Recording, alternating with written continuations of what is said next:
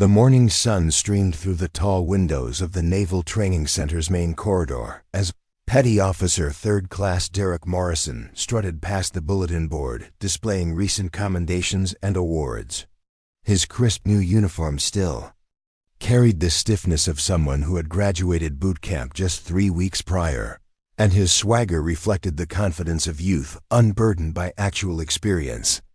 Morrison paused when he noticed a woman in worn Navy utilities quietly studying the same board, her weathered hands tracing the names of sailors who had distinguished themselves in combat, zones he'd only read about in training manuals. Before we jump back in, tell us where you're tuning in from. And if this story touches you, make sure you're subscribed because tomorrow, I've saved something extra special for you. The woman's uniform bore the faded marks of countless launderings, and a Purple Heart ribbon sat among several other decorations on her chest. Morrison's eyes lingered on the medal with a mixture of curiosity and skepticism that would soon transform into something far more dangerous. What he couldn't see in that moment was the invisible weight this woman carried, the memories that flickered behind her calm exterior, and the reasons why she chose to blend into the background of military life rather than claim the recognition her service had earned. Lieutenant Commander Rachel Sterling had learned long ago that some battles were fought not with weapons or tactics, but with patience and the careful management of expectations. At 34, she possessed a resume that would have impressed most senior officers, but she had deliberately chosen assignments that kept her away from the spotlight that her achievements might otherwise have attracted. The training center represented what she hoped would be a quiet posting, where she could contribute to the development of new sailors without drawing the kind of attention that had once made her a target for both enemies and allies.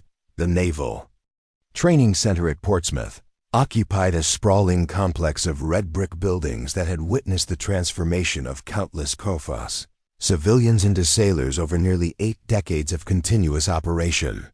The facility's mission encompassed basic seamanship, advanced technical training, and specialized courses that prepared personnel for deployments across the globe. For most of the 5,000 sailors who cycled through its programs annually, Portsmouth represented a stepping stone between boot camp and their first operational assignments. Rachel Sterling had arrived at Portsmouth 6 months earlier with orders that placed her in charge of the Advanced Navigation and Communication School, a position that required her to oversee the training of sailors destined for sensitive assignments aboard destroyers, cruisers, and aircraft carriers. Her official biography listed a series of unremarkable staff positions and training assignments that suggested competence without distinction. The personnel office had processed her transfer with the routine efficiency reserved for mid-level officers, whose careers followed predictable patterns. The reality of Rachel's background was considerably more complex than her service record suggested. Her assignment to Portsmouth had been carefully orchestrated by senior Navy leadership who understood that some of their most valuable officers required protection from the kind of scrutiny that could compromise ongoing operations or endanger personnel whose expertise made them targets for hostile intelligence services. The official records that documented her previous assignments contained enough truth to satisfy casual inspection while concealing the classified details that would have revealed her actual importance to naval operations. Rachel's daily routine at Portsmouth began each morning at 0530 with a review of training schedules and student progress reports in her small office located in the basement of Building C. The space was deliberately modest, furnished with standard government furniture, and lacking the personal touches that might have indicated the occupant's actual rank or experience. Her desk faced a narrow window that provided a view of the parking lot where staff and students began arriving for the day's activities. The Advanced Navigation and Communication School operated on a compressed schedule that pushed students through complex technical training in 16 weeks. Rachel's responsibility included curriculum development, instructor supervision, and the evaluation of students who would soon find themselves responsible for million-dollar equipment in potentially hostile environments. Her approach to these duties reflected an attention to detail and understanding of operational requirements that occasionally surprised her colleagues, but she was careful to frame her insights in terms that suggested administrative thoroughness rather than first-hand experience. Derek Morrison had been assigned to Rachel's program after completing basic communications training with scores that placed him in the top 10% of his class. His personnel file indicated strong technical aptitude combined with leadership potential that his instructors believed would serve him well in fleet assignments. Morrison's confidence in his abilities was evident in his interactions with both instructors and fellow students, and he had quickly established himself as an informal leader among the younger sailors in his cohort. The training center's culture reflected the Navy's emphasis on hierarchy and tradition, but it also accommodated the informal relationships that developed between instructors and students during intensive academic programs. Rachel had observed this dynamic during her previous assignments and understood that her effectiveness as an instructor depended partly on her ability to connect with students while maintaining appropriate professional boundaries. Her approach emphasized technical competence and operational readiness rather than the kind of inspirational leadership that some instructors employed. Morrison's first encounter with Rachel had occurred during orientation week when she addressed his class about the responsibilities they would assume upon graduation. Her presentation had been thorough and professional, covering technical requirements and performance standards with the kind of detail that suggested extensive preparation. Morrison had been impressed by her knowledge but had privately wondered whether civilian instructors might lack the practical experience necessary to prepare them for real-world challenges. The training center's academic schedule required students to rotate through different specialties during their 16-week program. Morrison's current rotation focused on satellite communication systems, a field that required students to master both theoretical concepts and practical applications. The complexity of modern naval communications had increased dramatically over the past decade, and the training program had evolved to address emerging technologies and operational requirements. Rachel's classroom occupied the second floor of Building C, a space that she had modified to accommodate both lecture-style instruction and hands-on training with actual communications equipment. The room's walls displayed technical diagrams and operational procedures that reflected her commitment to providing students with resources they would need during fleet assignments. Her teaching style emphasized interactive learning and practical problem-solving rather than rote memorization of procedures and regulations. Morrison's academic performance during the first weeks of Rachel's course had been consistently strong, and his participation in class discussions demonstrated both technical understanding and tactical awareness that impressed his fellow students. Rachel had noted his progress in her weekly evaluation reports and had identified him as a candidate for advanced training programs that would accelerate his career progression. His confidence and competence seemed to justify the leadership potential that his previous instructors had recognized. The training center's social environment reflected the diverse backgrounds of its student population, which included recent boot camp graduates, sailors transitioning between specialties, and experienced personnel pursuing advanced certifications. The informal interactions that occurred during meals, study sessions, and recreational activities provided opportunities for students to learn from each other's experiences and develop the kind of professional relationships that would serve them throughout their careers. Rachel's participation in these informal activities was limited by both her instructor responsibilities and her preference for maintaining professional distance from her students. She occasionally joined faculty gatherings and attended mandatory social functions, but she generally avoided situations that might blur the boundaries between her official role and her personal life. This approach reflected lessons learned during previous assignments where inappropriate relationships had created complications for both instructors and students. The physical layout of the training center had been designed to facilitate both academic instruction and practical training with modern naval equipment. Rachel's building housed classrooms, laboratories, and administrative offices that supported the communications school's mission. The basement level contained secure areas where students could work with classified systems under proper supervision.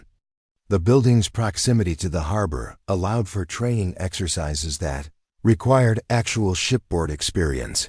Morrison's dormitory assignment placed him in Building F, a modern facility that housed students in semi-private rooms with shared common areas for studying and recreation. The building's design encouraged interaction between students from different programs, while providing adequate privacy for individual study and rest. Morrison had quickly established himself as a popular figure among his floor mates, organizing study groups and recreational activities that strengthened the social bonds within his cohort. The training center's support facilities included a medical clinic, fitness center, dining hall, and exchange that provided students with necessary services during their extended stay at Portsmouth. Rachel regularly used the fitness center during early morning hours when the facility was relatively empty, maintaining the physical conditioning that had been essential during her previous assignments.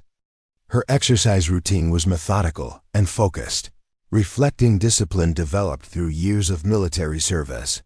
The academic building where Rachel taught had undergone significant renovation during the previous year, with updates to classroom technology and laboratory equipment that reflected the Navy's commitment to providing current training resources. The improvements had enhanced the program's effectiveness, but had also required instructors to adapt their teaching methods to incorporate new capabilities.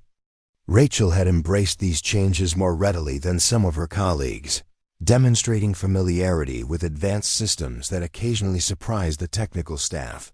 Morrison's study habits reflected the intensive preparation required for success in the communications program.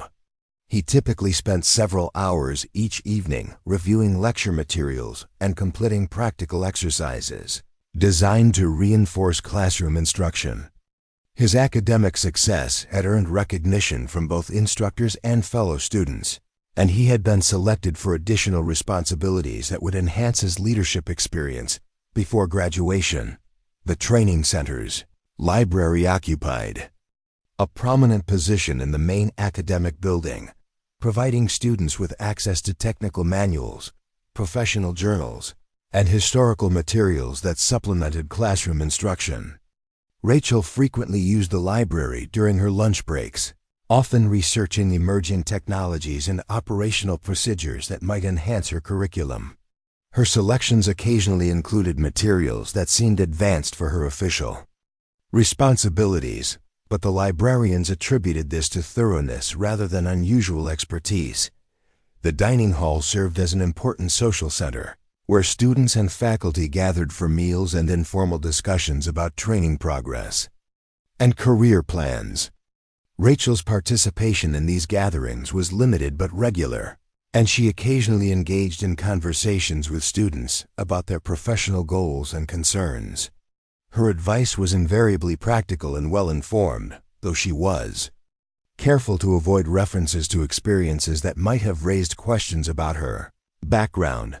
Morrison's interactions with other students had established him as someone whose opinions carried weight within his peer group. His technical competence and natural leadership abilities had earned respect from classmates, who often sought his assistance with challenging assignments. This influence extended beyond academic matters to include social activities and informal dispute resolution among students who looked to him for guidance and support. Preparing and narrating this story took us a lot of time, so if you are enjoying it, subscribe to our channel. It means a lot to us. Now back to the story. The training center's administrative structure reflected the Navy's emphasis on clear lines of authority and responsibility. Rachel's position placed her under the supervision of Commander William Hayes, a career officer whose experience included multiple deployments and various staff assignments. Hayes had been impressed by Rachel's performance during her first months at Portsmouth and had granted her considerable autonomy in managing her program's curriculum and student evaluation procedures. The relationship between Rachel and her students was characterized by mutual respect and professional courtesy.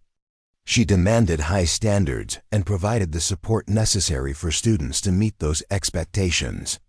Her teaching methods emphasized practical application of theoretical knowledge, and she regularly incorporated real-world scenarios that challenged students to think beyond textbook solutions. Morrison had responded well to this approach and had emerged as one of her most promising students. The training center's location near the historic Portsmouth Naval Shipyard provided opportunities for students to observe operational activities and gain exposure to the fleet environment they would soon join. Rachel occasionally arranged field trips that allowed her students to tour active vessels and interact with sailors, who could provide insights into the practical applications of their training. These experiences were highly valued by students, who appreciated the opportunity to connect their academic preparation with operational realities. As autumn progressed and Morrison's class approached the midpoint of their program, the intensity of training increased significantly. The curriculum demanded mastery of increasingly complex systems and procedures, and students faced mounting pressure to demonstrate proficiency that would qualify them for their intended assignments. Rachel's expectations remained high, but she also provided additional support for students who struggled with the demanding pace of instruction.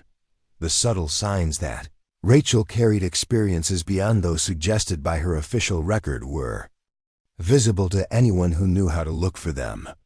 Her technical knowledge occasionally extended beyond standard curriculum requirements. Her responses to student questions sometimes reflected understanding of operational procedures that weren't typically covered in training programs. Her evaluation of student performance demonstrated insights into the practical requirements they would face during fleet assignments. Morrison had begun to notice these inconsistencies during recent weeks, but his interpretation of them was influenced by assumptions about civilian instructors and their relationship to military operations. His growing confidence in his own abilities had led him to question whether some of his instructors possessed the practical experience necessary to prepare him for the challenges he expected to face during operational assignments. This skepticism would soon create a situation that would test both his judgment and Rachel's patience in ways that neither of them anticipated. The November rain drummed against the windows of Building C as Rachel Sterling reviewed the classified message that had arrived through secure channels during the early morning hours. The communication, marked with clearance levels that exceeded anything normally seen at a training facility, contained operational updates from the Pacific Fleet that required her immediate attention. Her response would need to be carefully crafted to provide valuable intelligence without revealing the extent of her knowledge or compromising her current assignment. The secure communications room in the basement of Building C was accessible only to personnel with appropriate clearances, and Rachel's access had been arranged through channels that bypassed normal administrative procedures. The room's sophisticated equipment allowed encrypted communications with operational commands worldwide, capabilities that seemed excessive for a training facility, but served purposes that extended far beyond routine educational activities. Rachel's familiarity with these systems reflected experience that her official record couldn't fully explain. Derek Morrison had noticed increased activity around the restricted areas of Building C during recent weeks, observing personnel entering and leaving secure zones with the kind of urgency that suggested important operations rather than routine training support. His curiosity about these activities had grown as he observed patterns that didn't align with the educational mission he understood the facility to serve. Morrison's questions to other students and junior instructors had yielded vague responses that only intensified his interest in discovering what was actually happening in the building's classified areas, the advanced navigation and communications School curriculum had reached the point where students were working with systems that closely approximated those they would encounter during operational deployments. Rachel's instruction had become increasingly detailed as she guided students through complex scenarios that tested their ability to maintain communications under simulated combat conditions. Her scenarios demonstrated remarkable realism and attention to detail that impressed students while occasionally puzzling other instructors who wondered about the source of her operational insights. Commander William Hayes had summoned Rachel to his office for what had become their weekly coordination meeting. But the agenda for this particular session included classified matters that extended beyond routine training administration. Hayes had been briefed about certain aspects of Rachel's background that weren't reflected in her public record, and his growing awareness of her actual qualifications had led him to request her involvement in activities that leveraged her expertise for broader Navy purposes. Lieutenant Commander, Hayes began, using Rachel's actual rank rather than the instructor title that concealed her true status. Pacific Fleet has requested your assessment of communication vulnerabilities they've identified during recent exercises. Your insights could influence operational procedures for the entire destroyer squadron currently deploying to contested waters near Taiwan.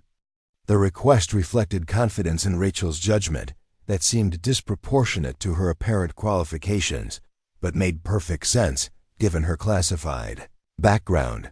Rachel's response demonstrated familiarity with tactical situations and technical challenges that extended well beyond standard instructor training. Her analysis incorporated variables that most officers would need to research extensively, but she discussed them with the ease of someone who had faced similar problems under actual combat conditions. Hayes listened with growing appreciation for the resource that had been placed under his command, though he remained unaware of the full extent of Rachel's operational experience. The secure telephone in Hayes' office rang with the distinctive tone that indicated an encrypted call from Fleet Headquarters. The conversation that followed involved operational details that required Rachel's immediate input, and her participation demonstrated knowledge of current Pacific Fleet operations that surprised even Hayes, who had been briefed about her qualifications. Her recommendations were incorporated into fleet orders that would affect thousands of sailors operating in potentially hostile waters. Morrison's academic performance had continued to excel as the program's technical requirements intensified. But his growing confidence had begun to manifest in ways that concerned some of his instructors. During recent practical exercises, he had questioned procedures and suggested modifications that reflected solid understanding, but also indicated a willingness to challenge established methods. His suggestions were often insightful, but his presentation sometimes carried implications that he possessed superior judgment to his instructors. The afternoon training session in Rachel's communications laboratory involved complex multi-frequency coordination exercises that simulated the kind of challenging conditions students might encounter during actual deployments. Morrison had been assigned to lead one of the exercise teams, and his performance demonstrated both technical competence and tactical awareness that impressed his fellow students. However, his commentary during the debriefing session included subtle criticisms of the exercise design that suggested he believed the scenarios weren't sufficiently realistic. "Ma'am," Morrison had said, addressing Rachel with the respect required by military protocol, but with a tone that carried undertones of condescension, "I've been reading about actual fleet operations in the South China Sea, and these exercises seem pretty basic compared to what sailors are actually dealing with out there. Maybe we should be training with more sophisticated jamming scenarios and electronic warfare conditions that reflect real-world threats." Rachel's response had been measured and professional, acknowledging Morrison's interest in realistic training while maintaining her instructional authority. However, those who knew how to read her body language might have noticed the slight tension in her shoulders and the way her eyes focused with laser-like intensity. when she explained why the current exercise parameters were appropriate for students at his level of training. Her explanation demonstrated knowledge of operational conditions that seemed remarkably detailed for someone in an instructor role.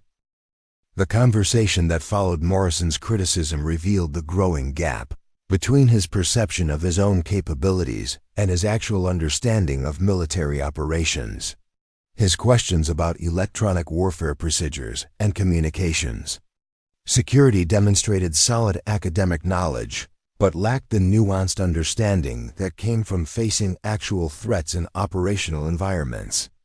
Rachel's responses provided education without revealing the depth of her experience, but her patience was being tested by Morrison's increasingly presumptuous attitude. The secure communications center in Building C's basement had been receiving increased traffic from Pacific Fleet commands as tensions in contested waters continued to escalate. Rachel's involvement in analyzing these communications had expanded beyond her official training responsibilities to include intelligence assessment and operational planning support. Her contributions were being incorporated into fleet-wide procedures and tactical recommendations that would influence naval operations across the Pacific Theater. Later that evening, Rachel remained in her office long after most personnel had departed for the day, working on classified assessments that required her unique combination of technical expertise and operational experience. The documents she reviewed contained intelligence reports and tactical analyses that painted a concerning picture of evolving threats in maritime environments where American naval forces operated. Her recommendations would influence decisions that could affect the safety of thousands of sailors and the success of critical missions.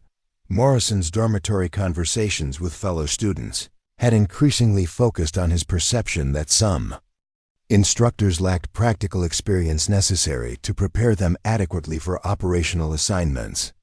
His criticism wasn't limited to Rachel but included several faculty members whom he believed had spent their careers in training environments rather than operational units. His influence among his peer group had grown to the point where other students were beginning to echo his concerns about the quality of instruction they were receiving. The weekend brought visiting family members to the training center for a scheduled family day that allowed students to show relatives their training, environment, and academic progress. Morrison's parents, both successful professionals who had supported his decision to join the Navy, were impressed by his enthusiasm and confidence as he described his training experiences. His father, a successful engineer, had asked detailed questions about the technical systems Morrison was learning to operate, and Morrison's knowledgeable responses had reinforced his family's pride in his military service. Rachel had observed the family day activities from a distance, noting the interactions between students and their relatives with the kind of analytical attention that reflected her intelligence background.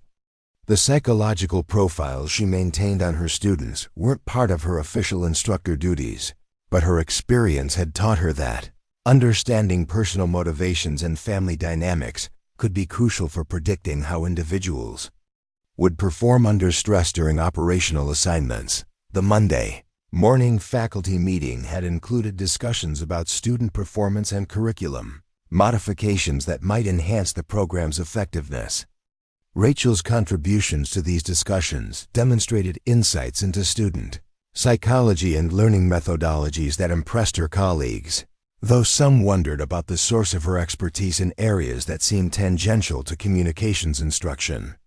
Her recommendations for individual students were invariably accurate and helpful, but they occasionally revealed knowledge of assessment techniques that seemed advanced for her apparent background.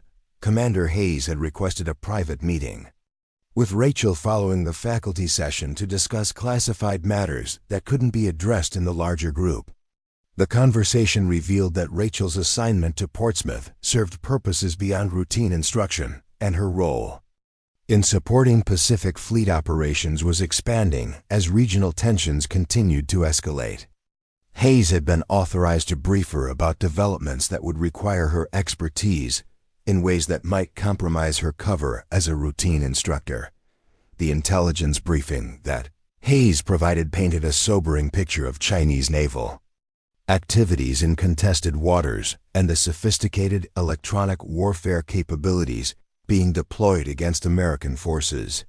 Rachel's analysis of these threats demonstrated familiarity with enemy capabilities and countermeasures that suggested extensive prior exposure to similar intelligence. Her recommendations for communication security modifications were immediately forwarded to fleet commands for implementation across operational units. Morrison's interaction with Rachel during the following day's laboratory session had carried subtle undertones of challenge that reflected his growing confidence in his own judgment. His questions about exercise procedures had become more pointed, and his suggestions for modifications carried implications that he possessed superior understanding of operational requirements. Rachel's responses remained professional, but those who knew her well might have noticed signs of increasing irritation with Morrison's presumptuous attitude. The afternoon brought news that several graduates from previous classes had been involved in significant operations in the Pacific Theater, and their performance had validated the training they had received at Portsmouth. Rachel felt satisfaction in knowing that her instruction had contributed to their success, but she also experienced the familiar concern for former students now facing dangers she understood better than most. Her connection to operational forces remained strong despite her current assignment in what appeared to be a safe training environment. The classified intelligence update that arrived that evening contained disturbing information about sophisticated attempts to penetrate Navy communications networks, efforts that appeared to be probing for vulnerabilities that could be exploited during future conflicts. Rachel's analysis of these threats required her to draw upon experience with similar attacks during previous assignments, and her recommendations reflected understanding of adversary capabilities that couldn't be found in standard intelligence briefings available to training personnel. Morrison's study group session that night had evolved into an informal critique of various aspects of their training program, with Morrison taking the lead and suggesting improvements that he believed would better prepare them for operational challenges. His influence over his fellow students had grown considerably, and his opinions were increasingly accepted without question by peers who respected his academic performance and confident presentation. However, his assessments of instructor qualifications were based on assumptions that would soon prove disastrously incorrect. The secure communications room had received priority traffic throughout the night as Pacific Fleet commands coordinated responses to emerging threats in contested waters. Rachel's involvement in analyzing these communications and developing response recommendations had required her to work through the early morning hours, applying expertise that her official position couldn't adequately explain. Her contributions were proving invaluable to fleet commanders who were unknowingly benefiting from insights provided by someone they believed to be merely a training instructor. As the first week of November concluded, the gap between Morrison's perception of his instructors' capabilities and the reality of their backgrounds had grown significantly. His confidence in his own judgment had reached levels that would soon create a confrontation with consequences he couldn't anticipate. Rachel's patience with his increasingly disrespectful attitude was nearing its limits, and the classified operations she was supporting were creating pressures that made her less tolerant of challenges to her authority from someone whose understanding of military operations remained fundamentally superficial despite his academic achievements. The December wind whipped across Portsmouth Naval Training Center as an emergency convoy of black vehicles pulled through the main gate.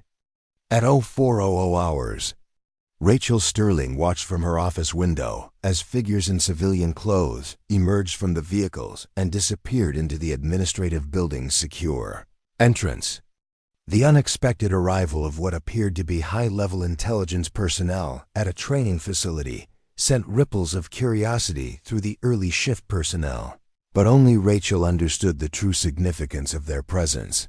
Vice Admiral Catherine Brooks had arrived unannounced to personally brief Rachel about developments in the South China Sea that required immediate action. The Admiral's decision to travel to Portsmouth rather than summoning Rachel to Washington reflected both the urgency of the situation and the sensitivity of operations that couldn't be discussed through normal channels. Their meeting would take place in the facility's most secure conference room, a space that most training center personnel didn't even know existed.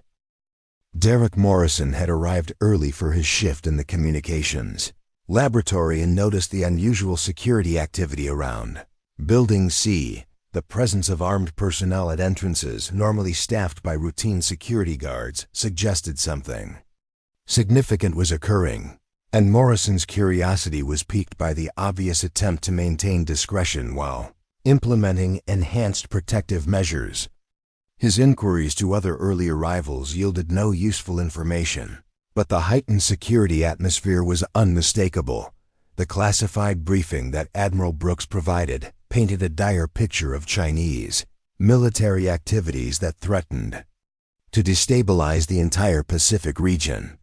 Surveillance satellites had detected massive naval exercises involving technologies that American intelligence had previously underestimated, and communications intercepts suggested preparation for operations that could trigger broader conflicts. Rachel's analysis would be crucial for developing countermeasures that might prevent catastrophic escalation. Commander Sterling, Admiral Brooks began, using Rachel's actual rank, despite her current assignment. Your expertise with Chinese electronic warfare systems is exactly what we need right now. The intelligence community has identified communication patterns that suggest coordination between surface vessels, submarines, and cyber warfare units in ways we've never seen before. Your operational experience in this theater makes you uniquely qualified to assess their capabilities and recommend our response. Rachel's response demonstrated familiarity with Chinese naval doctrine and technological capabilities that reflected extensive prior exposure to similar intelligence challenges. Her questions about satellite surveillance data and communications intercepts revealed analytical skills that had been developed through years of operational experience in contested waters. The Admiral listened with growing confidence that the right person had been identified for this critical assessment. Morrison's morning communications class proceeded normally despite the enhanced security presence throughout the building. But his attention was divided between the technical exercises and speculation about the unusual activities occurring around him. His performance during practical exercises remained strong, but his commentary included increasingly pointed questions about whether their training adequately reflected the sophisticated threats they might encounter during operational deployments. The secure conference room where Rachel met with Admiral Brooks contained wall-mounted displays showing real-time intelligence feeds from across the Pacific theater. The scope of Chinese naval activities was staggering, involving dozens of vessels operating in coordinated patterns that suggested preparation for major offensive operations. Rachel's analysis incorporated tactical insights that could only have come from someone who had faced similar threats under actual combat conditions. The communication protocols they're using indicate a level of sophistication that exceeds our previous assessments, Rachel explained, pointing to specific patterns in the intelligence data. These aren't training exercises or routine patrols. The frequency coordination and encryption methods suggest they're preparing for sustained operations in a contested environment where they expect to face jamming and electronic countermeasures. Admiral Brooks had brought with her a team of intelligence specialists who had been working on the Chinese threat assessment for months, but their analysis had reached limitations that required operational expertise to overcome. Rachel's contributions filled crucial gaps in their understanding and provided insights that would influence strategic decisions at the highest levels of government. The implications of her assessment extended far beyond military planning to include diplomatic and economic considerations. Morrison's lunch Break conversation with fellow students had evolved into a discussion about instructor qualifications and training effectiveness that reflected his growing frustration with what he perceived as academic approaches to practical problems.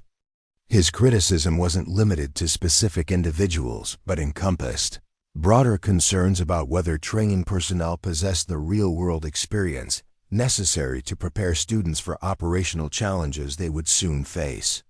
"Look," Morrison said to his study group, his voice carrying the authority that his academic success had earned him among his peers. "Most of these instructors have spent their entire careers in training commands or staff positions. When's the last time any of them actually operated communications equipment under fire or dealt with real electronic warfare attacks? We're learning textbook solutions to problems that require combat experience to really understand." The afternoon intelligence briefing session extended well beyond its scheduled duration as Rachel provided detailed assessments of Chinese capabilities that required extensive technical explanation. Her familiarity with specific weapon systems and operational procedures demonstrated knowledge that couldn't be acquired through routine intelligence briefings, and her recommendations reflected understanding of tactical situations that few officers had personally experienced. Admiral Brooks had authorized Rachel's access to intelligence materials that were normally restricted to personnel at much higher clearance levels, recognizing that her unique background made her assessments invaluable for understanding threats that conventional analysis couldn't adequately address. The classified documents she reviewed contained operational details about Chinese military capabilities that painted a sobering picture of potential conflicts in the Pacific Theater. The secure communications center in Building C's basement had been upgraded with additional equipment to support the intelligence assessment activities that Rachel was conducting for Admiral Brooks.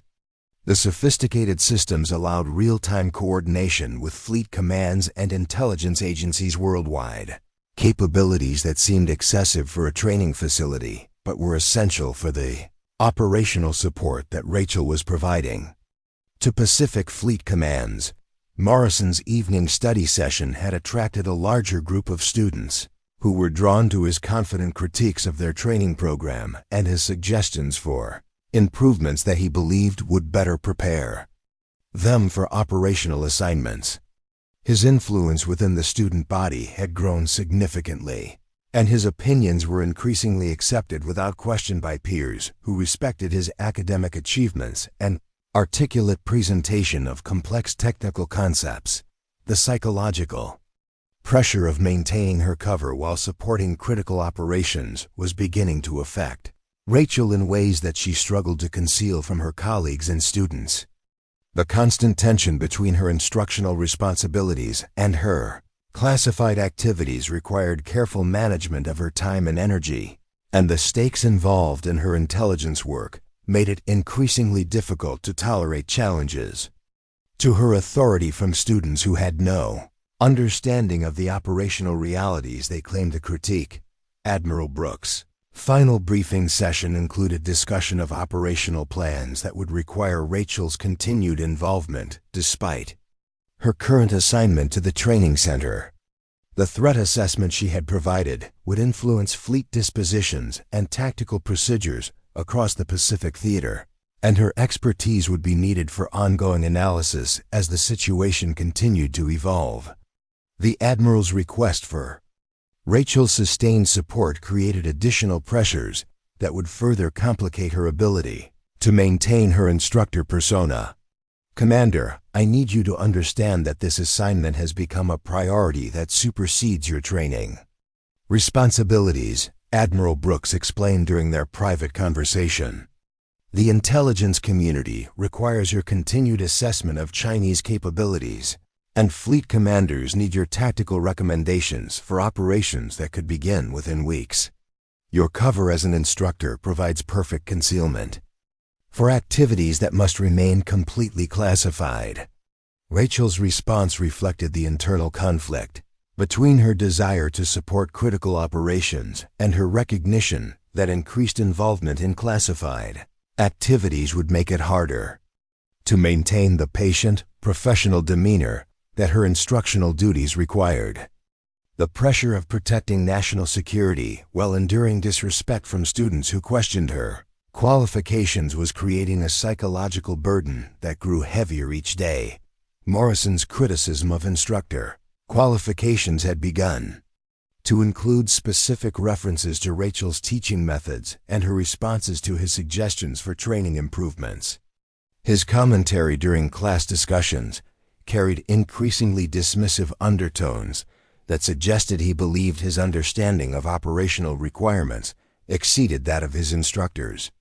Other students had begun to notice the tension between Morrison and Rachel, though they interpreted it as normal friction between an ambitious student and a demanding teacher. The classified intelligence reports that Rachel reviewed during her extended evening work sessions contained disturbing information about Chinese infiltration attempts targeting American military communications networks. The sophistication of these cyber attacks exceeded previous assessments and suggested coordination between intelligence services and military units that represented a significant escalation in hostile activities. Rachel's analysis of these threats required her to draw upon experience with similar attacks during previous operational assignments. The weekend brought a scheduled visit from family members, but Rachel's classified responsibilities prevented her from participating in the social activities that provided other instructors with opportunities to relax and recharge. Instead, she remained in the Secure Communications Center, working with intelligence specialists to refine threat assessments that would influence critical operational decisions. The isolation required by her classified work was taking the psychological toll that she struggled to manage. Morrison's family visit had reinforced his confidence in his military career path and his belief that his training at Portsmouth was preparing him for significant responsibilities in the fleet.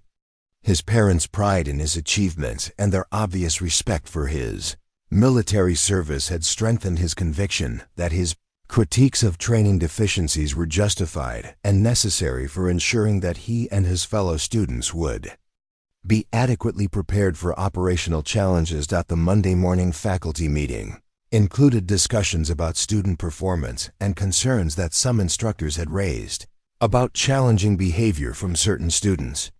Rachel's colleagues had noticed Morrison's increasingly presumptuous attitude, but they attributed it to normal confidence building rather than recognizing it as potential disrespect that could undermine instructional authority. Rachel's own assessment of Morrison was more nuanced, but she couldn't share her concerns without revealing insights that came from her classified background. The intelligence briefing that Admiral Brooks provided before her departure included authorization for Rachel to access real-time operational intelligence that would allow her to monitor developments in the Pacific Theater and provide immediate assessments as situations evolved. This expanded access would require even more of her time and attention, further straining her ability to maintain her instructor responsibilities while supporting critical national security operations. Morrison's afternoon laboratory performance had reached new levels of technical competence, but his interactions with Rachel carried subtle challenges to her authority that reflected his growing belief that he understood operational requirements better than his instructors. His questions about exercise procedures had become more pointed, and his suggestions for modifications carried implications that he possessed superior judgment about practical applications of the technical skills they were learning. The Secure Communications Room received priority intelligence updates throughout the evening as Pacific Fleet commands reported increased Chinese naval activities in contested waters near Taiwan. Rachel's analysis of these developments required her to work through the night, applying expertise that her official position couldn't adequately explain. Her recommendations were being incorporated into fleet-wide tactical procedures that would affect thousands of sailors operating in potentially hostile environments. As December progressed and Morrison's class approached their final examinations, The pressure on both Rachel and Morrison intensified in ways that would soon create an explosive confrontation. Rachel's classified responsibilities were demanding increasing amounts of her time and emotional energy, while Morrison's confidence had evolved into arrogance that challenged the fundamental respect required for effective military instruction. The collision between their diverging paths was becoming inevitable, and the consequences would reshape both of their careers in ways that neither could anticipate. The January morning dawned gray and bitter cold across Portsmouth Naval Training Center as encrypted intelligence reports flooded into the secure communications center with news that would change everything. Chinese naval forces had begun what appeared to be preparation for an amphibious assault on Taiwan, with satellite imagery showing unprecedented military buildup across multiple staging areas. Rachel Sterling had been summoned to an emergency briefing at 0330 hours, where she learned that American naval forces were being positioned for potential intervention in what could become the largest military conflict since World War II. The crisis briefing included participation from Pentagon officials, Pacific Fleet commanders, and intelligence analysts who had been monitoring Chinese activities for months. Rachel's assessment of communication vulnerabilities and electronic warfare capabilities had become critical for operational planning, and her recommendations would influence decisions that could affect millions of lives. The weight of these responsibilities created pressure that made it increasingly difficult to maintain patience with routine training activities and disrespectful students. Derek Morrison had noticed the increased activity around Building C's secure areas and the person of the obvious tension among faculty members who seemed distracted by concerns beyond normal training operations. His curiosity about these developments had grown into conviction that important military activities were occurring without student involvement, reinforcing his belief that the training program wasn't adequately preparing them for real-world responsibilities. His frustration with perceived limitations in their education had reached levels that would soon manifest in ways he couldn't anticipate. The classified intelligence materials that Rachel reviewed during the emergency briefing painted a terrifying picture of Chinese military capabilities that exceeded previous American assessments. Advanced electronic warfare systems, sophisticated communication networks, and coordinated cyber attacks suggested preparation for sustained conflict against technologically advanced opponents. Rachel's analysis incorporated insights from her previous operational experience that would be invaluable for developing countermeasures and tactical responses. Commander Hayes had been authorized to brief selected personnel about the evolving crisis, but the information he could share was limited by security classifications that protected the most sensitive intelligence sources.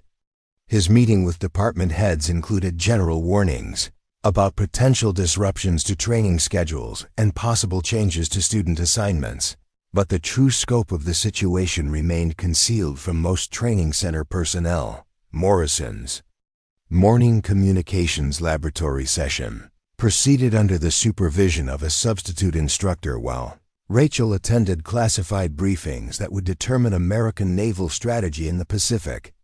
The substitute's knowledge of advanced systems was adequate for routine instruction, but Morrison's questions about realistic operational scenarios revealed gaps in the replacement instructor's expertise that reinforced his growing frustration with training quality.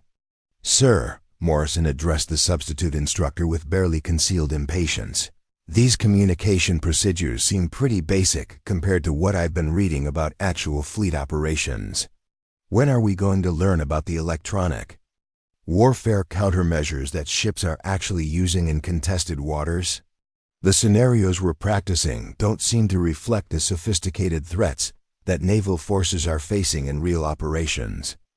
The substitute instructor's response revealed his own limitations in addressing questions that required operational experience rather than academic knowledge.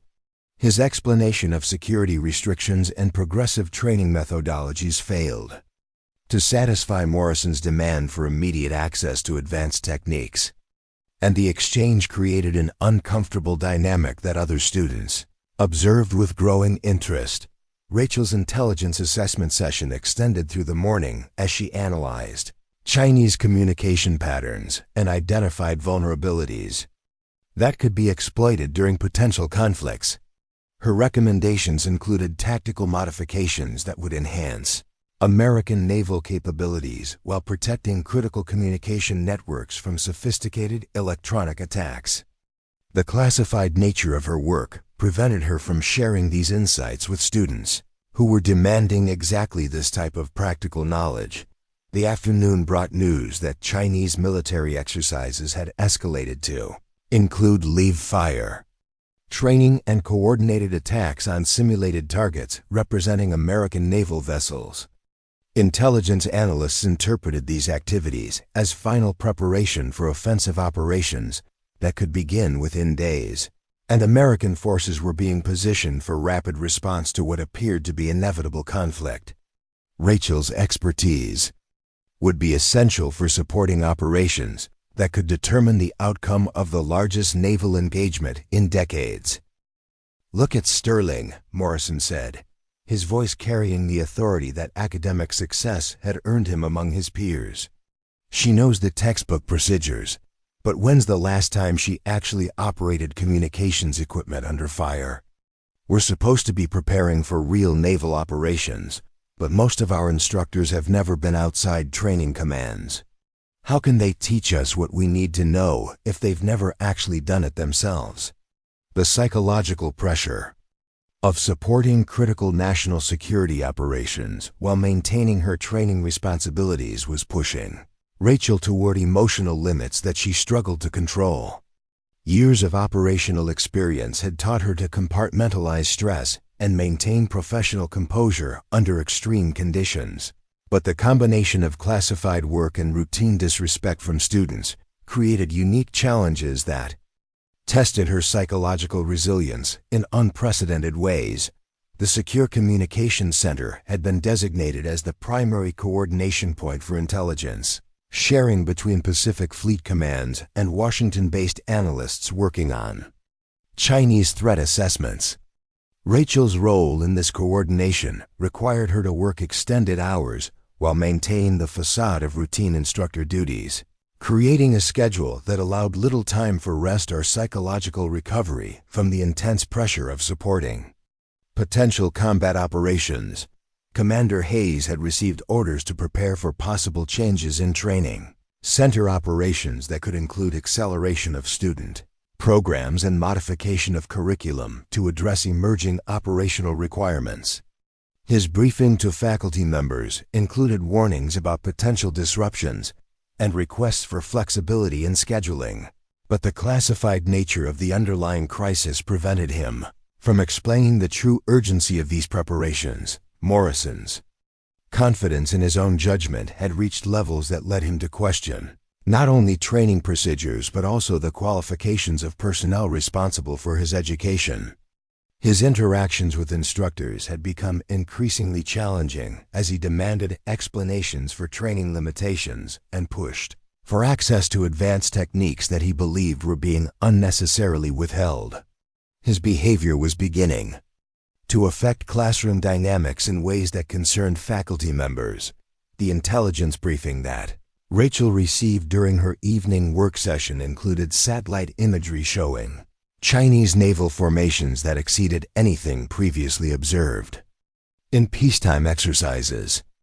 The scale and sophistication of these operations suggested preparation for sustained conflict against major naval powers, and American intelligence agencies were working frantically to assess capabilities and develop countermeasures that could prevent catastrophic losses during potential engagements.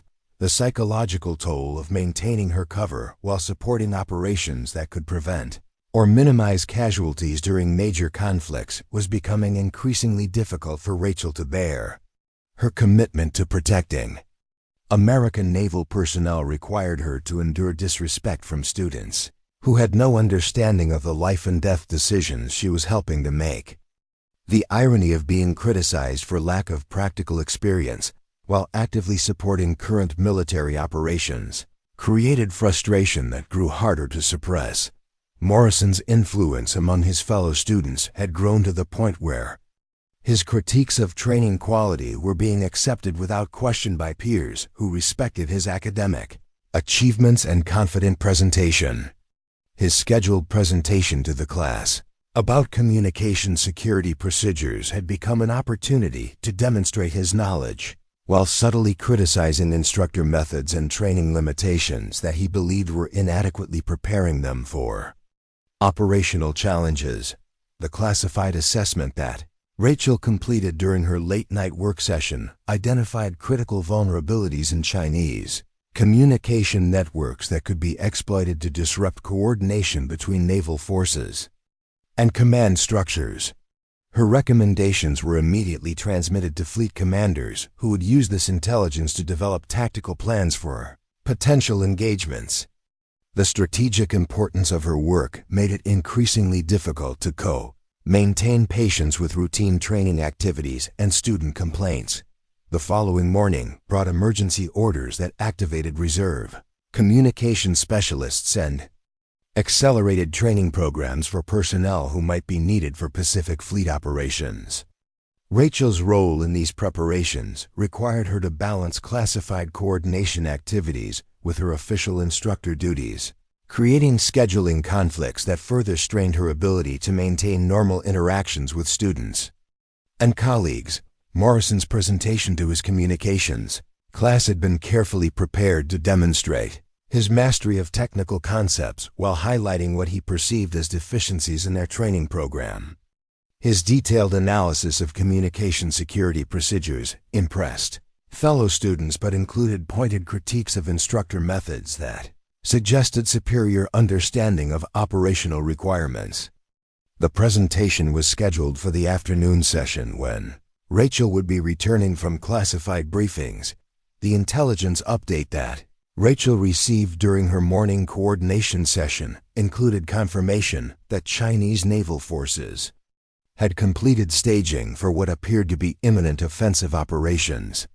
American forces were being positioned for potential intervention, and communication security would be critical for preventing Chinese intelligence from compromising American tactical plans. Rachel's expertise was essential for ensuring that naval communications remained secure during operations that could determine the outcome of regional conflicts. The afternoon communications laboratory had been scheduled to include practical exercises using advanced systems that closely approximated equipment students would encounter during operational deployments. Morrison's preparation for leading these exercises had included extensive research into communication security procedures and electronic warfare countermeasures that he planned to demonstrate during his presentation. His confidence in his abilities had reached levels that would soon create a confrontation with consequences he couldn't anticipate. Rachel's return from classified briefings to her instructor duties required a psychological transition that was becoming increasingly difficult to manage. The contrast between supporting critical national security operations and tolerating student criticism of her qualifications created cognitive dissonance that strained her professional composure. Her patience with Morrison's presumptuous attitude was nearing exhaustion, and the pressure of classified responsibilities made her less tolerant of challenges to her authority. The stage was set for a collision between Morrison's academic arrogance and Rachel's operational expertise that would shatter the carefully maintained illusion of her instructor persona. The classified crisis that demanded her immediate attention would soon collide with classroom dynamics that had evolved beyond acceptable limits, creating a situation where silence was no longer possible and the truth about her background would finally be revealed. The breaking point had arrived, and neither Morrison nor the other students were prepared for what was about to unfold when the quiet instructor they had underestimated revealed the warrior who had been hiding in plain sight. The afternoon sun filtered through the frosted windows of the communications laboratory as 23 students arranged themselves around the sophisticated equipment that would serve as the stage for Derek Morrison's carefully prepared presentation. He had spent weeks developing what he intended to be a comprehensive critique of current training methods, complete with detailed recommendations for improvements that would better prepare naval personnel for actual combat operations. Morrison's confidence radiated from his perfectly pressed uniform as he prepared to demonstrate his superior understanding of communication security procedures. Rachel Sterling entered the laboratory directly from a classified briefing where she had just finished analyzing intercepted Chinese naval communications that revealed final preparations for invasion operations scheduled to begin within 48 hours. Her recommendations for countermeasures had been immediately transmitted to Pacific Fleet commanders who were positioning forces for what could become the largest naval engagement since World War II, the transition from supporting life and death operational decisions to routine classroom instruction required psychological compartmentalization that was becoming increasingly difficult to maintain. "Ladies and gentlemen," Morrison began, his voice carrying the authority that academic excellence had earned him among his peers. "Today's presentation will demonstrate advanced communication security protocols that reflect real-world operational requirements rather than the simplified procedures we've been studying in our regular curriculum. I've researched actual fleet operations in contested waters, and I believe you'll find this information significantly more valuable than the basic exercises we typically perform." The implicit criticism of Rachel's teaching methods was unmistakable, delivered with the kind of condescending confidence that suggested Morrison believed he possessed superior understanding of naval operations. His opening remarks were designed to establish his credibility, while simultaneously undermining the instructional authority of the woman whose classified expertise far exceeded anything in his imagination. The students watched with growing interest as Morrison prepared to challenge established training procedures. Rachel positioned herself at the rear of the laboratory, her expression neutral, but her body language betraying subtle signs of tension that reflected the pressure of classified responsibilities and mounting frustration with Morrison's presumptuous attitude. Her fingers drummed silently against her clipboard as she listened to Morrison's critique of training methods that had been developed by personnel whose operational experience included situations he couldn't begin to comprehend. Morrison's presentation included detailed technical analyses of communication vulnerabilities and proposed countermeasures that demonstrated solid academic understanding, but lacked the nuanced insights that came from facing actual electronic warfare attacks under combat conditions. His recommendations were technically sound, but reflected theoretical knowledge rather than practical experience, and his confident delivery masked fundamental gaps in his understanding of operational realities.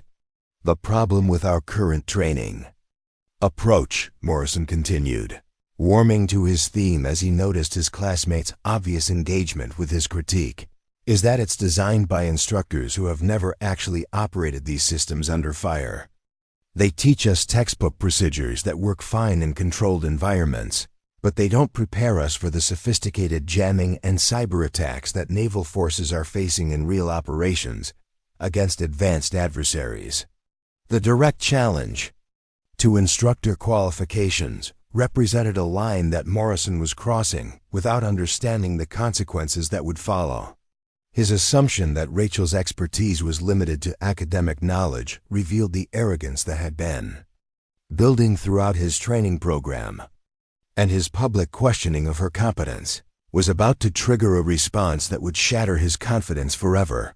Rachel's internal struggle between maintaining her cover and defending her professional integrity was reaching a critical point. As Morrison's presentation continued with increasingly pointed criticisms of training center policies and instructor capabilities, the classified briefing she had just completed involved recommendations that would influence tactical decisions affecting thousands of American sailors, and the contrast between that responsibility and Morrison's ignorant challenges to her authority was becoming psychologically unbearable. For example, Morrison said, gesturing toward the communication equipment with theatrical confidence, our instructors tell us that these frequency-hopping protocols provide adequate security against electronic warfare attacks. But anyone who's studied actual Chinese capabilities knows that their jamming systems can track and disrupt these patterns within minutes. We should be learning advanced countermeasures that reflect real-world threats instead of relying on procedures that might have worked 20 years ago, but are completely inadequate against modern adversaries. The technical specifics of Morrison's criticism were actually accurate in some respects, demonstrating that his research had included legitimate sources about Chinese electronic warfare capabilities.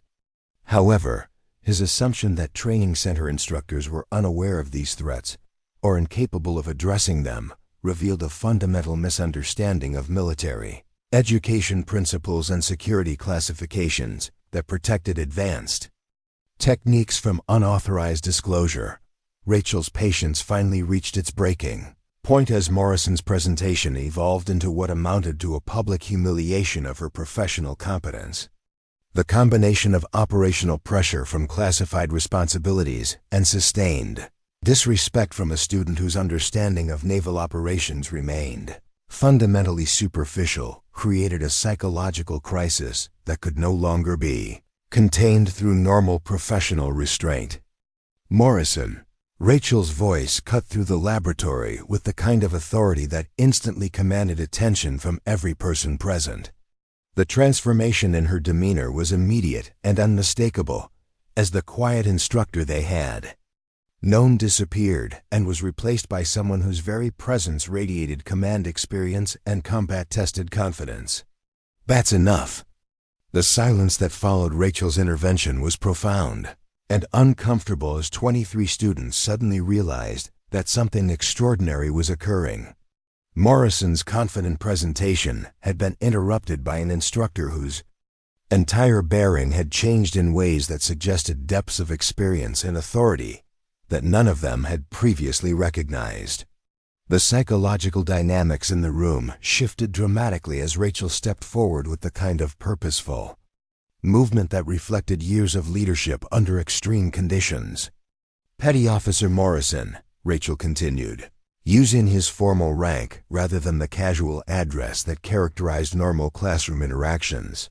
Your analysis of Chinese electronic warfare capabilities demonstrates adequate research skills, but your assumptions about instructor qualifications reveal ignorance that could get people killed in operational environments.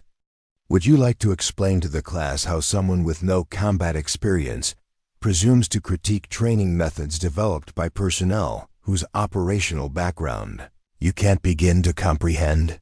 Morrison's response revealed the first cracks in his confident facade as he struggled to process the sudden transformation in Rachel's demeanor and the implications of her challenge to his presumptuous attitude.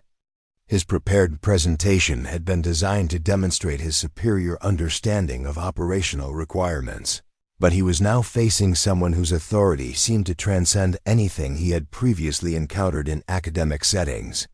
"Ma'am," Morrison replied, his voice carrying less certainty than before, "I was simply trying to share research about actual operational challenges that naval personnel are facing. I thought it would be valuable for the class to understand the sophisticated threats that we might encounter during fleet assignments. I didn't mean to question anyone's qualifications." Rachel's response was delivered with the kind of cold precision that reflected years of experience in situations where tactical decisions determined the difference between mission success and catastrophic failure. Her analysis of Morrison's presentation demonstrated knowledge of Chinese capabilities and American countermeasures that exceeded anything available through normal research channels, and her critique revealed expertise that could only have been acquired through direct operational experience. "Morrison, your research included information about Chinese Type 366 radar systems and their jamming capabilities against frequency-hopping protocols," Rachel said, her voice carrying undertones that suggested intimate familiarity with the subjects under discussion. Can you explain to the class how those systems performed against American naval forces during the Taiwan Strait incident 18 months ago? Can you describe the countermeasures that were successfully employed to maintain communication security? Despite sophisticated electronic attacks, the specific references to classified operations and technical details that weren't available through public sources created a profound shift in classroom dynamics as students realized that their instructor possessed knowledge that far exceeded anything they had previously imagined. Morrison's confident presentation had suddenly become an embarrassing display of superficial understanding in the face of someone whose expertise was both comprehensive and operationally proven. Morrison's attempt to respond revealed the limitations of his academic knowledge when confronted with questions that required actual, operational experience rather than theoretical understanding. His research had provided solid foundation knowledge about Chinese capabilities, but he lacked the detailed insights that came from facing those threats under actual combat conditions or developing countermeasures that had been tested in operational environments. I'm not familiar with specific operational details from that incident, Mom, Morrison admitted, his previous confidence evaporating as he began to understand that he was facing someone whose background included experiences that his research couldn't have uncovered. Most information about recent naval operations isn't available through normal channels. Rachel's response was swift and devastating, delivered with the kind of authority that reflected not only superior knowledge, but also the psychological presence that came from proven leadership under extreme conditions. Her critique of Morrison's assumptions revealed expertise that transformed the entire classroom atmosphere and shattered his credibility among fellow students who had previously respected his confident analyses. That's correct, Morrison. Operational details from actual naval engagements are classified because lives depend on protecting tactical procedures and countermeasures from hostile intelligence services, Rachel explained, her voice carrying the weight of someone who understood these security requirements through direct experience. The advanced techniques you're demanding to learn are restricted because unauthorized disclosure could compromise ongoing operations and endanger personnel who are currently facing exactly the threats you've been researching. The transformation in classroom dynamics was complete as students realized that their instructor's apparent limitations had been deliberate concealment of expertise that far exceeded their understanding. Morrison's challenge to her qualifications had triggered a revelation that made his previous confidence appear not just misplaced, but embarrassingly ignorant. The quiet instructor they had underestimated was demonstrating knowledge and authority that could only have been acquired through experiences that none of them could comprehend. Rachel's decision to reveal aspects of her background marked a critical turning point that would forever change her relationship with her students and potentially compromise the cover that had protected her classified activities. The pressure of supporting critical national security operations while enduring sustained disrespect had finally overwhelmed her ability to maintain the facade of a routine instructor whose qualifications were limited to academic knowledge. "Class, your attention please," Rachel commanded, her voice carrying the unmistakable authority of someone whose orders had once been followed without question in life-and-death situations. Petty Officer Morrison's presentation has raised important questions about instructor qualifications and training effectiveness that deserve direct answers. Perhaps it's time you understood exactly who has been responsible for your education and what operational experience informs the training methods you've been criticizing. The anticipation in the laboratory was palpable as 23 students realized that they were about to learn something that would fundamentally change their understanding of their instructor and their training program. Morrison's confident challenge had triggered consequences that he hadn't anticipated, and the revelation that was about to unfold would transform his humiliation into a learning experience that would affect his entire approach to military service. Rachel's Next words would shatter every assumption that her students had made about her background and demonstrate that the most dangerous mistake in military service was underestimating someone whose true capabilities were hidden beneath the surface of ordinary appearances. The quiet instructor was about to become a warrior, and Morrison was about to discover that his criticism of her qualifications had been directed at someone whose operational resume included achievements that exceeded anything in his imagination. Laboratory fell into absolute silence as Rachel Sterling moved with deliberate precision toward the central communication console, her movements carrying the fluid confidence of someone who had operated identical equipment under conditions that would have terrified the students watching her. Every eye in the room tracked her progress as she approached the sophisticated array of controls and displays that Morrison had been using for his presentation, her familiarity with the system immediately apparent in ways that transcended routine instructor knowledge. Since Petty Officer Morrison has expressed concerns about the practical relevance of our training procedures, Rachel began, her fingers dancing across the control interface with the unconscious expertise of someone who had operated similar systems thousands of times under actual combat conditions. Perhaps a demonstration of real-world applications would be educational for everyone present. The transformation in Rachel's demeanor was complete and irreversible as she activated communication protocols that were significantly more advanced than anything the students had previously encountered during their training. The equipment responded to her commands with seamless precision, cycling through frequency patterns and encryption sequences that demonstrated capabilities far beyond the basic procedures they had been learning in their regular curriculum.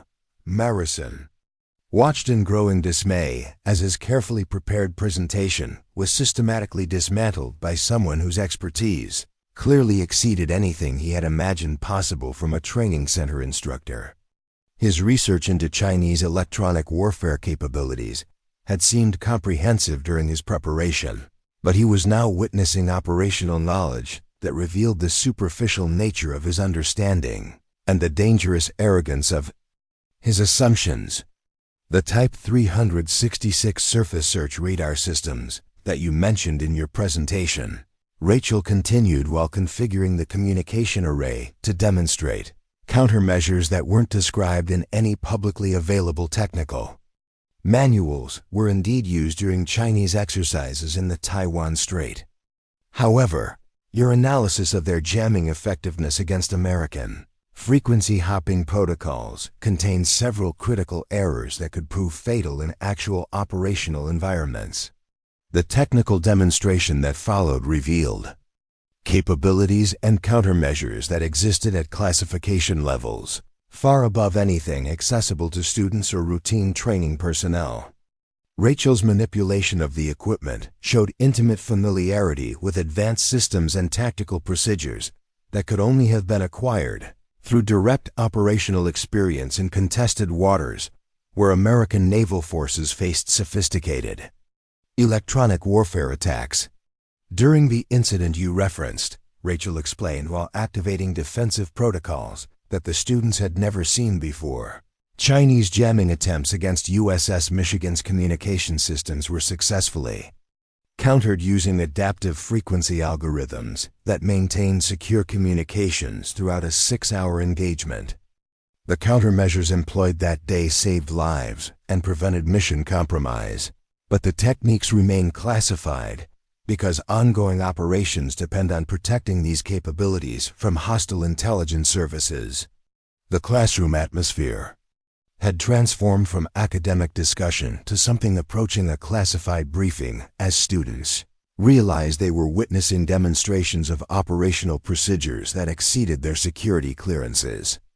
Morrison's confidence had completely evaporated as he began to understand that his critique of training limitations had been directed at someone whose background included exactly the kind of combat experience he had claimed was missing from their instruction. 22 other students sat in stunned silence as their understanding of their instructor underwent fundamental revision. The quiet woman who had patiently endured Morrison's increasingly disrespectful Challenges was revealing expertise that suggested operational background far beyond anything they had previously imagined. Her knowledge of classified systems and tactical procedures indicated experience that could only have been acquired through assignments that weren't reflected in any public record. The reason your training doesn't include these advanced countermeasures, Rachel continued, her voice carrying the authority of someone whose recommendations had influenced tactical decisions at the highest levels of naval command, isn't because your instructors lack operational experience. It's because unauthorized disclosure of these techniques could compromise ongoing operations and endanger personnel who are currently facing exactly the threats you've been researching in your academic exercises. Morrison's attempt to salvage his presentation by asking technical questions about the procedures Rachel was demonstrating only revealed the depth of his ignorance and the dangerous presumption of his previous criticisms. His research had provided theoretical understanding of Chinese capabilities, but he lacked the operational context necessary to comprehend the countermeasures that American forces had developed through years of actual combat experience. "Ma'am," Morrison stammered, his previous confidence replaced by growing awareness that he had catastrophically misjudged both his instructor's qualifications and his own understanding of naval operations. "I didn't realize that operational security considerations were the reason for training limitations. I thought we were just learning simplified procedures because instructors didn't have access to advanced techniques." Rachel's response was delivered with the kind of measured intensity that reflected years of experience in situations where clear communication could determine the difference between mission success and tragic failure. Her explanation of security classifications and operational requirements demonstrated knowledge that encompassed not only technical systems, but also the strategic considerations that governed their use in contested environments.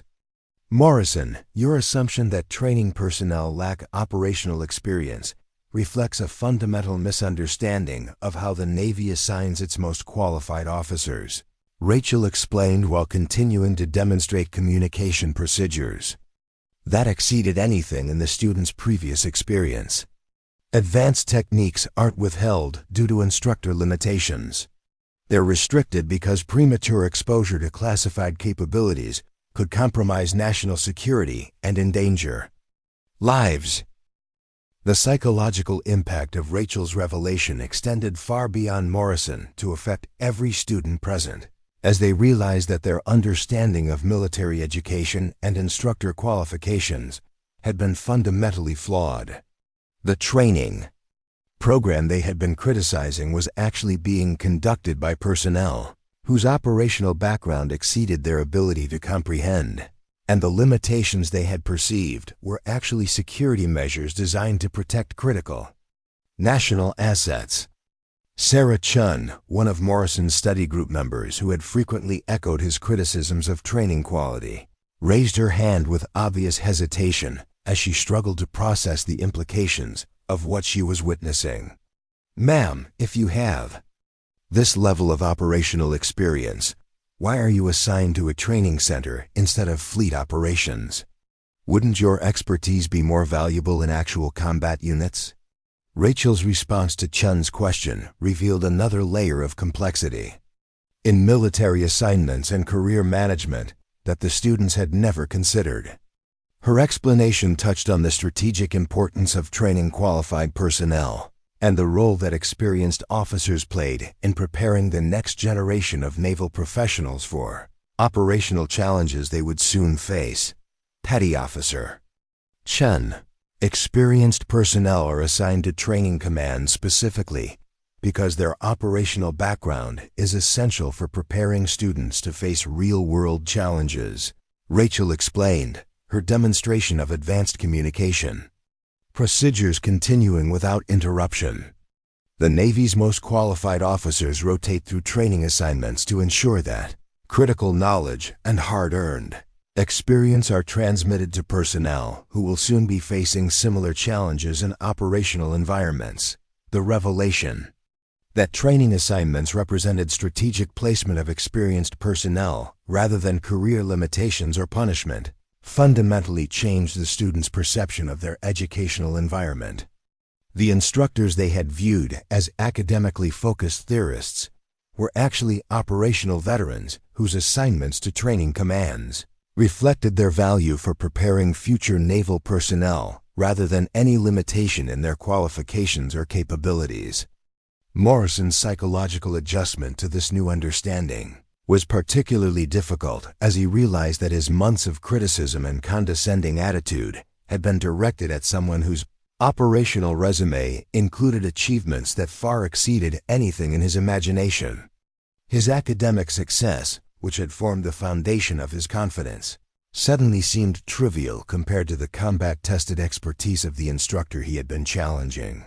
"The communication security protocols you've been learning," Rachel continued, her technical demonstration revealing capabilities that seemed almost magical compared to the basic procedures the students had previously encountered, "represent distilled knowledge from years of operational experience in contested waters.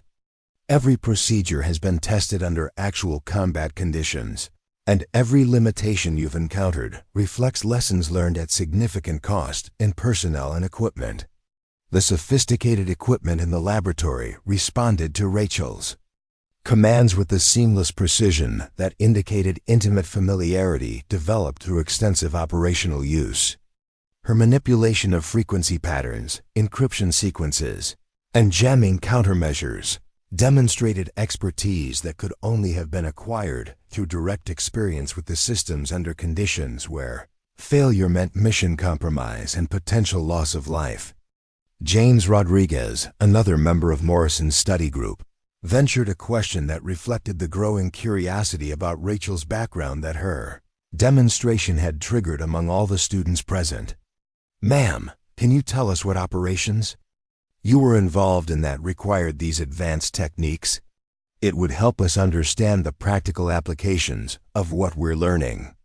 Rachel's response to Rodriguez's question touched on the balance between educational value and operational security that governed how much classified information could be shared with students whose security clearances weren't sufficient for detailed operational briefings. Her explanation provided enough context to enhance their understanding while maintaining the security restrictions that protected ongoing operations and personnel. Petty Officer Rodriguez, specific operational details remain classified, but I can tell you that these techniques have been successfully employed during freedom of navigation operations in the South China Sea, anti-piracy missions in the Arabian Gulf, and humanitarian operations where secure communications were essential. For coordinating international relief efforts, Rachel explained while demonstrating countermeasures that had been developed through years of facing actual electronic warfare attacks. The breadth of operational experience that Rachel's explanation implied was staggering to students who had never considered the global scope of naval operations or the sophisticated threats that American forces encountered in contested waters around the world. Her casual references to multiple theaters and diverse mission types suggested a career that had encompassed exactly the kind of challenging assignments they hoped to receive after completing their training. The communication equipment continued to respond to Rachel's commands with precision that demonstrated not only technical expertise, but also tactical understanding of how these systems were employed during actual operations. Her selection of frequencies, timing of transmissions, and coordination of multiple communication channels reflected operational experience that had been developed through years of facing real-world challenges rather than academic study. Morrison's final attempt to salvage some dignity from his catastrophic misjudgment took the form of a question about career development and the relationship between operational experience and training assignments. His inquiry reflected genuine curiosity mixed with desperate hope that he might somehow demonstrate insight that could partially redeem his earlier presumption and disrespectful attitude. "Ma'am, how does someone with your level of operational experience end up in a training assignment?" Is this a temporary posting, or are experienced officers permanently assigned to educational roles? Morrison asked, his voice carrying none of the confident authority that had characterized his earlier challenges to Rachel's qualifications. Rachel's answer revealed aspects of military career management and strategic personnel assignments that provided the students with insights into the complex considerations that governed how the Navy utilized its most experienced and qualified officers. Her explanation touched on the importance of knowledge transfer and the role that training commands played in preparing personnel for increasingly sophisticated operational challenges. Morrison, experienced officers rotate through training assignments to ensure that operational knowledge gained at significant cost is transmitted to the next generation of naval personnel. Rachel explained while continuing her demonstration of advanced communication procedures. Training commands aren't career backwaters. They're strategic assignments where the Navy's most qualified officers share critical expertise with personnel who will soon face similar challenges in operational environments.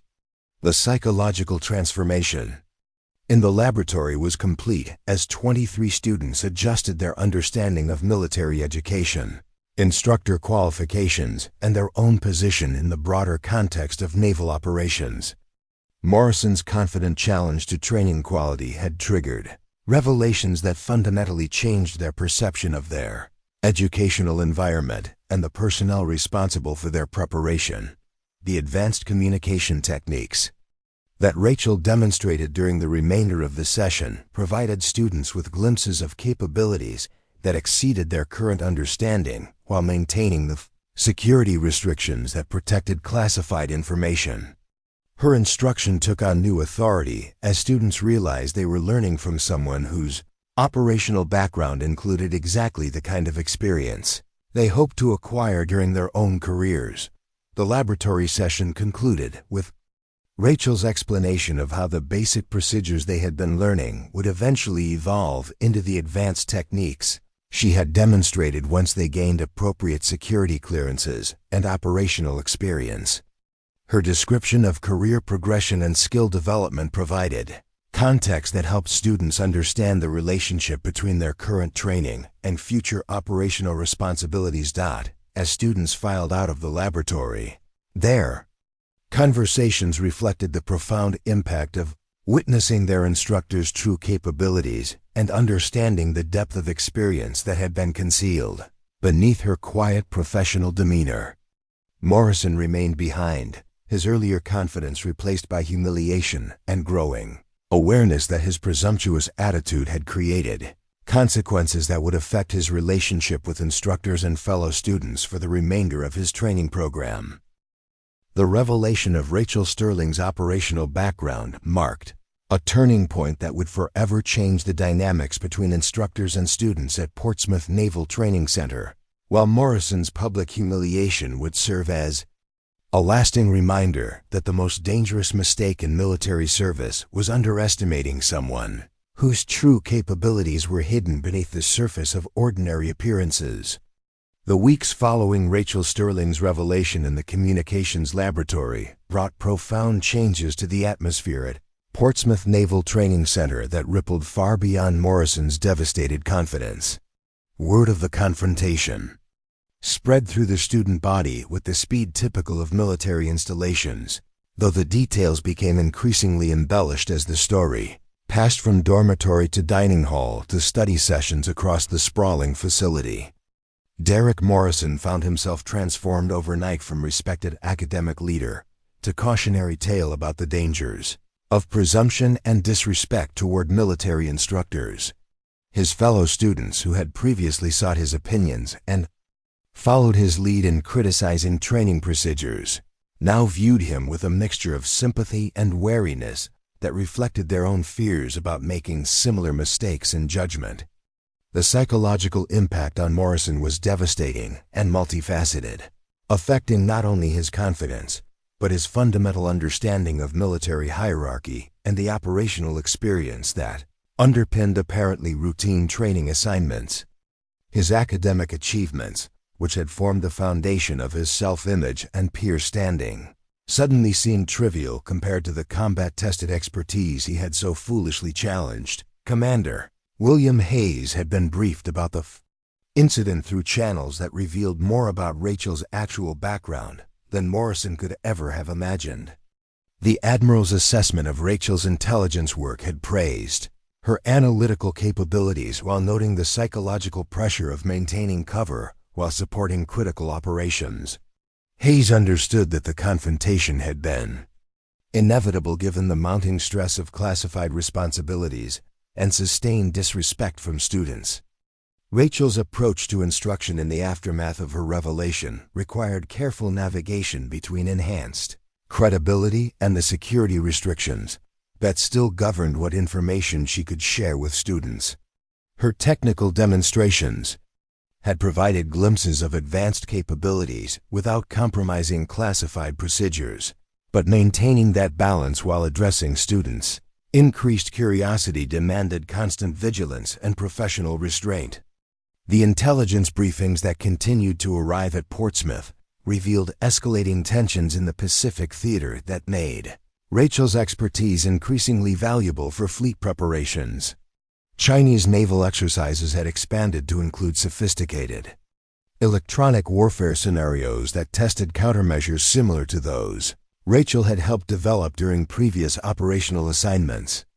Her ongoing assessment work would influence tactical decisions affecting thousands of American personnel. Morrison's attempts to rebuild his standing among fellow students met with limited success as his peers struggled to reconcile their previous respect for his academic prowess with the humiliating demonstration of his ignorance regarding instructor qualifications. His study group gradually dissolved as members sought association with students whose judgment hadn't been so publicly and catastrophically proven wrong. The academic performance that had previously earned Morrison recognition and leadership opportunities became a source of internal conflict as he grappled with the realization that technical competence meant nothing without operational experience and appropriate respect for qualified authority. His scores remained high, but his participation in class discussions became hesitant and deferential in ways that reflected his shattered confidence. Sarah Chun, who had been among Morrison's most vocal supporters in criticizing training quality, approached Rachel after a particularly intense laboratory session to express appreciation for the enhanced understanding that had emerged from the confrontation. Her questions about career development and operational assignments reflected genuine curiosity rather than the challenging attitude that had previously characterized student interactions. "Ma'am, I wanted to thank you for helping us understand why our training is structured the way it is," Chen said, her demeanor carrying the kind of respectful attention that Morrison's arrogance had prevented him from demonstrating. "I realize now that questioning training methods without understanding their operational foundation was inappropriate and potentially dangerous." Rachel's response to Chun's inquiry provided educational value while maintaining the security restrictions that protected classified information from unauthorized disclosure. Her explanation of training progression and the relationship between basic procedures and advanced techniques helped students understand their current position in the broader context of naval education and career development. Petty Officer Chun, your curiosity about operational applications is appropriate and encouraged, Rachel replied, her tone carrying the authority that her revelation had established while maintaining the instructional patience that characterized effective military education. Understanding why you're learning specific procedures enhances your ability to adapt them when you encounter operational challenges that weren't covered in training scenarios. The ripple effects of Morrison's humiliation extended beyond individual relationships to influence the broader culture among students who witnessed the consequences of disrespecting qualified instructors. Study groups that had previously focused on criticizing training limitations shifted their discussions toward understanding the operational context that informed educational procedures and security restrictions. James Rodriguez had become increasingly interested in the career paths that led experienced officers to training assignments, recognizing that his previous assumptions about instructor backgrounds had been fundamentally flawed. His questions during class sessions reflected genuine desire to understand military career management rather than challenge established procedures or authority. The Secure Communications Center in Building C continued receiving intelligence updates that painted an increasingly alarming picture of Chinese military preparations in the Pacific Theater. Rachel's analysis of these developments required expertise that drew upon years of operational experience in contested waters, and her recommendations were being incorporated into fleet-wide tactical procedures that would soon be tested under actual combat conditions. Morrison's family, who had visited during the previous month's Family Day celebration, remained unaware of their son's academic humiliation and the profound adjustment he was undergoing in his understanding of military service. His letters home maintained the confident tone they expected while concealing the psychological trauma of discovering that his presumptuous attitude had been directed at someone whose qualifications exceeded his ability to comprehend. The training center's administrative personnel had noted changes in student behavior and classroom dynamics that reflected the enhanced respect for instructor authority that had emerged from Morrison's public confrontation with Rachel. Faculty meetings included discussions about improved student engagement and reduced challenges to established procedures, though the specific incident remained confidential due to its implications for Rachel's classified status. Rachel's evening work in the Secure Communications Facility had expanded to include real-time coordination with Pacific Fleet commands as the Chinese threat assessment reached critical levels. Her technical recommendations for communication security were being implemented across operational units, preparing for potential conflicts that could determine regional stability for decades.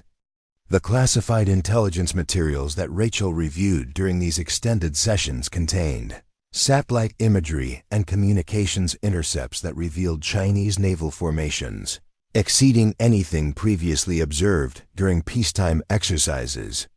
The scope and sophistication of these preparations suggested coordination between military services and intelligence agencies that represented unprecedented escalation in hostile activities. Morrison's dormitory conversations with fellow students had evolved from confident leadership to hesitant participation as he struggled to rebuild credibility that had been shattered by his catastrophic misjudgment. His influence among peers had evaporated completely, replaced by cautionary recognition that academic success meant nothing without appropriate respect for qualified authority and operational experience. The psychological counseling services available at the training center had seen increased utilization as students grappled with the implications of Morrison's humiliation and their own previous assumptions about instructor qualifications. The revelation that training personnel possessed extensive operational backgrounds had forced fundamental reassessment of attitudes toward authority and military education. Admiral Catherine Brooks returned to Portsmouth for a final briefing session that would determine Rachel's continued involvement in Pacific Fleet intelligence assessments. The Chinese threat had evolved to levels that required immediate operational response, and Rachel's expertise would be essential for supporting missions that could prevent regional conflicts from escalating into broader wars. Commander Sterling, Admiral Brooks began during their classified meeting, using Rachel's actual rank in recognition of her critical contributions to fleet preparations. Your intelligence assessments have influenced tactical decisions at the highest levels of government. The President has been briefed about Chinese capabilities based on your analysis, and fleet commanders are positioning forces according to your recommendations. The strategic importance of Rachel's work had grown to encompass considerations far beyond naval operations to include diplomatic initiatives and economic measures designed to prevent conflicts that could affect global stability. Her technical expertise had provided crucial insights that would influence decisions affecting millions of lives across the Pacific region. Morrison's final examinations approached with the weight of academic requirements complicated by the psychological burden of his public humiliation and ongoing adjustment to revised understanding of military service. His technical knowledge remained solid, but his confidence had been permanently altered by the recognition that competence meant nothing without appropriate respect for qualified authority. The graduation ceremony that concluded Morrison's training program included recognition for academic achievement that felt hollow given the personal cost of his arrogance and the lessons learned through public humiliation. His assignment to USS Abraham Lincoln represented the opportunity for redemption through operational service, but the psychological scars from his confrontation with Rachel would influence his approach to military relationships for years to come. Rachel's continuation at Portsmouth Naval Training Center reflected the strategic value of her position for supporting both educational responsibilities and classified intelligence operations. Her cover as an instructor provided perfect concealment for activities that required operational expertise, while contributing to the preparation of naval personnel who would soon face challenges similar to those she had encountered during her own combat assignments. The final intelligence briefing that Rachel completed before Morrison's departure contained assessments of Chinese capabilities that would influence American naval strategy throughout the Pacific theater.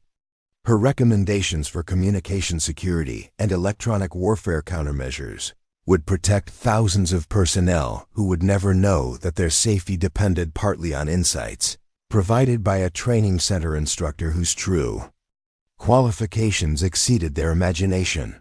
Morrison's departure from Portsmouth marked the end of his transformation from confident academic leader to chastened military professional who understood that respect for qualified authority was essential for effective service.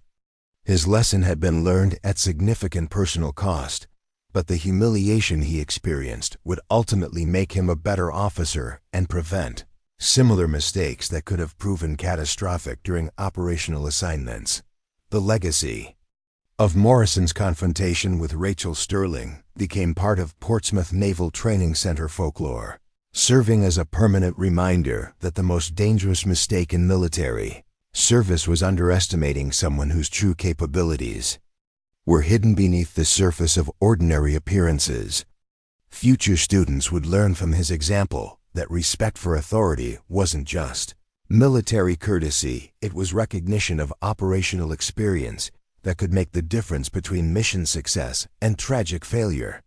Years later, when Morrison achieved his own command and faced young officers whose confidence exceeded their experience, he would remember the quiet instructor who had taught him the most important lesson of his naval career, that true expertise often wore the humble uniform of service rather than the flashy decorations of recognition, and that the greatest warriors were sometimes those who chose to serve in shadows rather than seek the spotlight of public acclaim. Rachel Sterling continued her dual role as instructor and intelligence analyst, protecting national security while preparing the next generation of naval professionals for challenges they couldn't yet imagine. Her story remained classified, but her impact would ripple through the careers of thousands of officers who learned from someone whose dedication to service transcended personal recognition or career advancement. The morning sun that had witnessed Morrison's arrogant swagger past the bulletin board now illuminated a training center where respect for qualified authority had been restored through the hard-learned lesson that assumptions about capability could prove not just embarrassing, but dangerous. The warrior who had hidden in plain sight had emerged long enough to teach an unforgettable lesson about the true meaning of military service and the operational experience that gave it substance and meaning.